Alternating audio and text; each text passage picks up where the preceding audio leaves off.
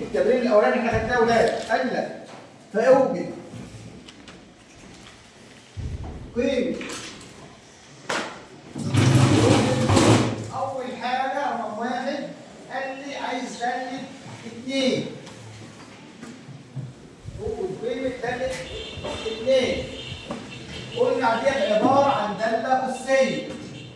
شكل المساله ان كل عدد صحيح اهوت داله وعليها الاس بتاعها. طبعا احنا خدنا الاسس وعارفين الاس هو ايه؟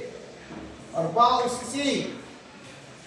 هنعوض في المساله اول حاجه داله س بتساوي 4 اس س، صح كده؟ اذا المساله بتساوي ايه يا اولاد؟ هنشيل داله 2 دي ونحط القيمه بتاعت الايه؟ الس. اذا بتساوي 4 اس كام؟ اس 2 تساوي 16. في اي صعوبه؟ المساله دي بتاعت الاسبوع اللي فات، تمارين احنا كنا واخدينها واجب، قلت لك حلها يا حبيبي. تعالى اسمع الوقت عشان قلت لك اعمال السنه لحد السنه، مش مشكله. انا معاك للاخر برضه. بس اللي هيقع تحت ايديا في الامتحان مش هرحمه. تمام؟ دي حاجه. احنا ما بنشرحش الدرس. دي مسألة بتاعت الناس اللي بقى. المهم احنا خدنا اولاد الاسبوع اللي فات الداله الاساسيه.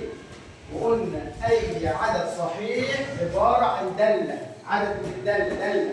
خلاص؟ واضفنا اليها اللي هو الاس عشان تبقى داله اسيه. الاس اي مساله بتجيلك قيمه مجهول.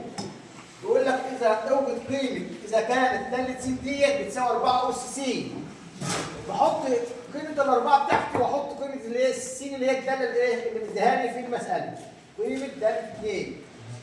تمام؟ نزلت الاربعه اهيت وحطيت الس ديت اللي هي بكام؟ اللي هي داله ايه؟ اللي هي داله